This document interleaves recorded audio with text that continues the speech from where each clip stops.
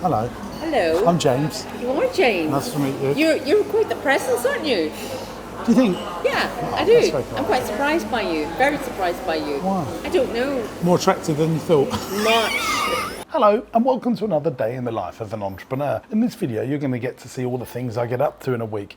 We're going to kick off with the Daily Telegraph. You know those guys, the big famous newspaper, they've been around hundreds of years. They sent a reporter and a bloke with a camera to literally follow me around for the day. Went to the ice cream parlour and they asked some quite complicated questions. Stuff that I think you're going to find quite useful because you're literally going to get to see inside my brain. Let's kick off with that little interview. We're making all of our own cakes. That Was that yours? Is that new? Because I was looking. on party pieces, Yeah. the personalised cakes. Is that new? Yeah, we make all them. We make it all ourselves in our bakery that makes all of this. Oh my God, you're like Willy Wonka. There you go, look, you got to hold this. Very kind of you. Thank you. Oh, he wants a bit. I really like that. Sunny, look at the man. Look at the man. Sunny. My mum had MS. I lived with my dad and my stepmum. I left home when I was 16 to pursue a career as a kids magician, and that built me up into having quite a successful income for a young whippersnapper. I invested that money that I was earning from entertaining into property. So I bought my first house when I was 18, then another one when I was 19, then another one when I was 20, and then remortgaged all those properties and built a big indoor play centre.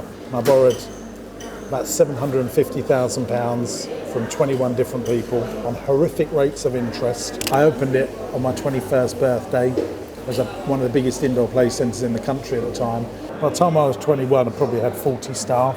I employed my first person when I was 18. She was my secretary, Jean.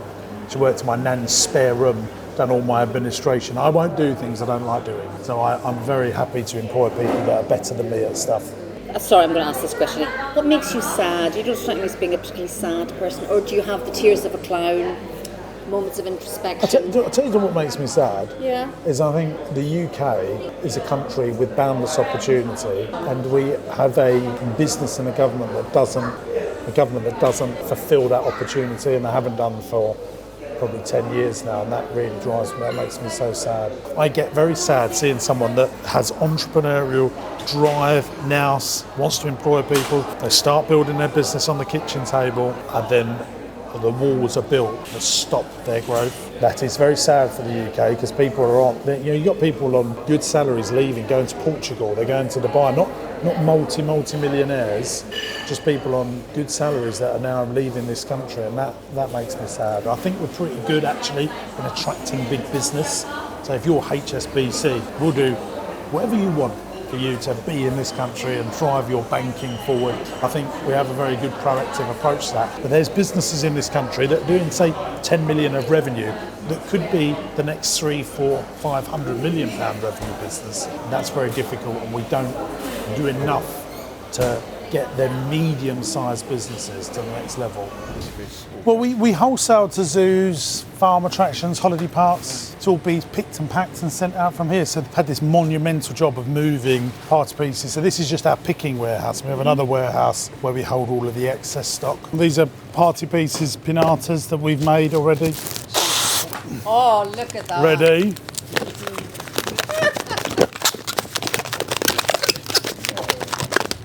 Ooh. Pretty still quick. That was quite interesting. Judith was lovely. That was the big interviewer from the Telegraph, and it's the first time I actually met a professional journalist that's doing something for a very big newspaper and got those direct questions. I was a little bit, scared to say everything because you want to be careful what you say, but I actually really trusted her. Maybe that was her ploy.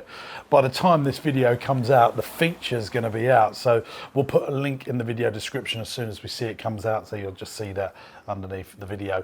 Well, let's get into the next stage of the week where we actually went and bought, you guessed it, another commercial property. This one is fraught with some challenges. Check it out. On the YouTube video over the last few months, I've been talking about the race for space. We've completely filled up the warehouse that's next to me right here, which is where we run most of our business from. And so I've desperately been looking for another warehouse, and I want it to be within 10 minutes of this one. I want it to be at least 11,000 square foot, and I want to be able to buy it. And those three things definitely present some challenges. And I've been looking for months and months and months. I finally found something. It's a bit old, which means the EPC ratings are low, which is energy performance certificates, which makes it hard to borrow against them. I was run out of options and I wanted to find somewhere, and I found this perfect place in a perfect location, close to networks, road networks that is, close to our original factory, and it's going to be our storage warehouse. Then we will pull stuff back into our distribution warehouse, and that allows us to buy stuff from the Far East, Turkey, India, and store it, buy at better prices. And that's what we're doing. We're going to go have a little look at it now, and I'll show you exactly what I mean. Welcome to the Imagination Station. Are you worried that there's not enough room? No, there isn't. There's not enough room. You got more room here than what you got at the... He wants 1,000 boxes over here. Got more room here than you got over at the other place. No. I don't see how you don't see that you haven't got more room here. Like, imagine how much you can get in here. Look, all of this room here as well. Look. There's another warehouse in here. Look, Paul. You open that door, you've got more room. Yeah, it's that little room. That's that one outside as well. No, but you've got more racking than... We've got loads of racking now as well. I will have no problem filling this place out. No worries at all. There's another 4,000 square foot here. How can you not see that is a lot more space than we've got? Look, Paul, more space. Yeah. Once you're done with it, we'll chop it all up and rent it to other people. Look, boardroom table, look. We've gone from no boardrooms How many? to like 7. At the end of the day, Yeah, we will make it work. well, I don't think the team are too motivated by my latest acquisition, but beggars can't be choosers. Let me tell you now, find places that you can buy in the right location when it comes to commercial property anywhere in South Essex is a mean feat. A mean feat indeed. In fact, I only know of 3 that were suitable that have come up in the last 8 months. We bid on all of them. Some big pension fund bought the other one. I think that'll fall through and they'll call me back up and it'll be too late. But this is the best location. There's a lot of work to do in there, but got a solution for now, and then we'll find something better. I'll chop all that up into 3 or 4 units and rent it out as smaller units and turn it into good commercial property investment, which I've done many times before, and that's where I see the long-term plan with that. If you've got any questions about this sort of commercial property investment stuff, hit it in the comments below. And as always, I'll make a detailed video about how I'm going to chop this all up in the future.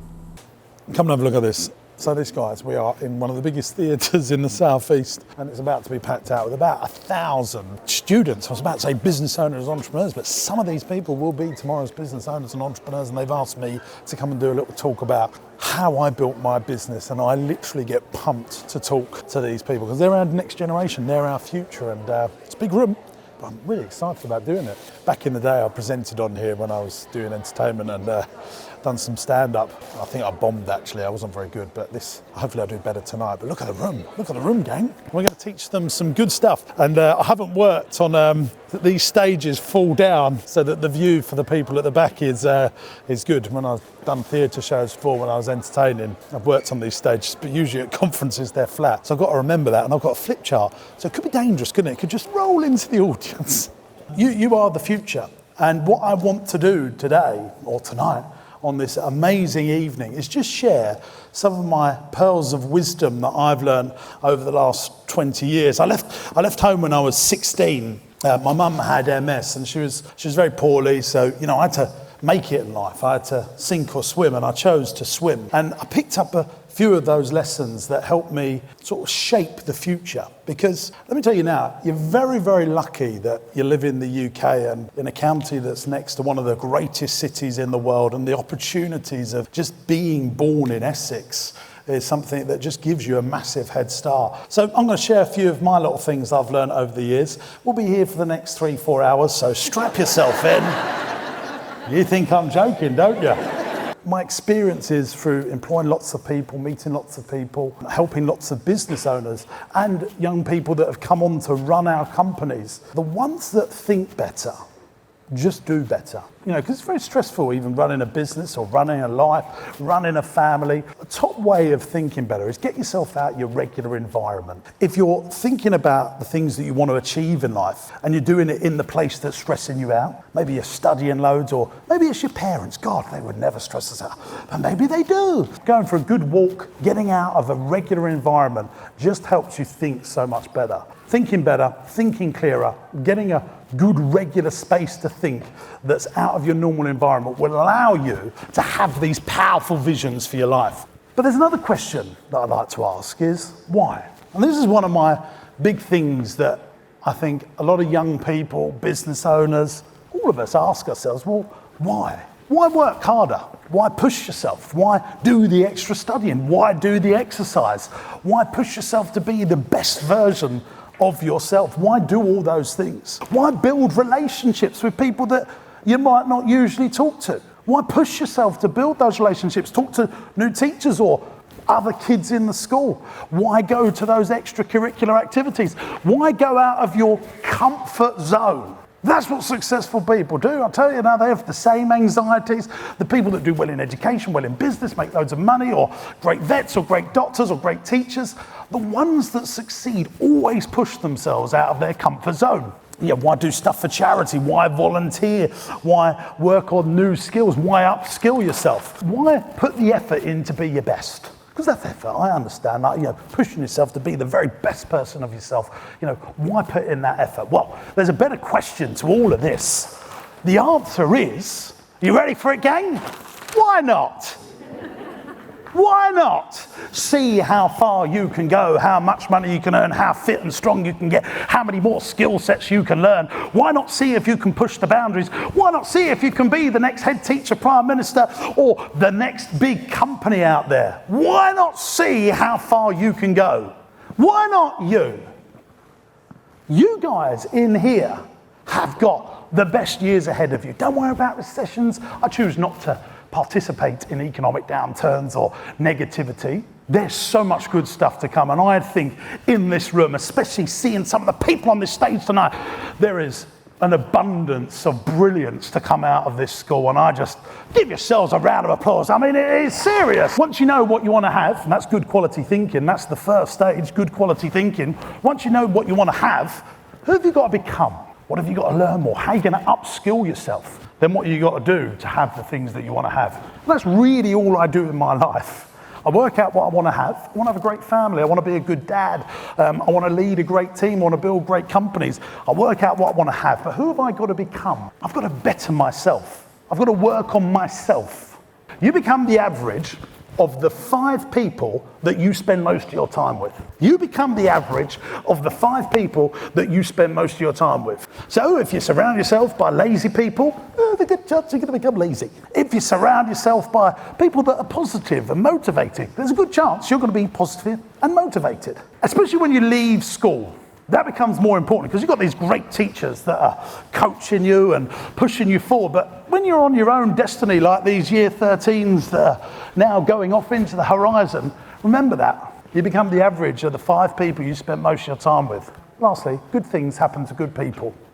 Be a good person and you'll watch good things happen to you, gang. Thanks for listening. Have a great evening. So I had a great day here at Business Buyers Masterclass. This is our last intimate event of the year. 40 business owners learning how to acquire other businesses to fold into their existing business empire. And I've been sharing some of my secret little letters. I'm going to keep them close to my chest. These are my little letters that I send out when I want to buy and acquire a certain business. All of this is in the Entrepreneurs University, by the way, which you can try for free 14 days on my website, jamessinclair.net. And you can get access to all my little cheat sheets and blueprints and learn how to grow your business. But that's an aside point. If you want to come along to one of my seminars, I'm running a big one in London. It's going to be hundreds of people, 2 days. It's in Chelsea in London. It's going to be amazing. Tickets are only a few £100, and I'd love to see you there at Business Masterclass. So if you want to learn how to buy businesses, I'm going to touch on that at Business Masterclass. If you want to learn how to get customers, I'm doing that at Business Masterclass. And if you want to learn how to grow your business in general, I'm doing that at Business Masterclass, plus property investment, funding, and everything in between. And these people are great. So you get to meet hundreds of other great people at my events, and that's why we run them. See you there.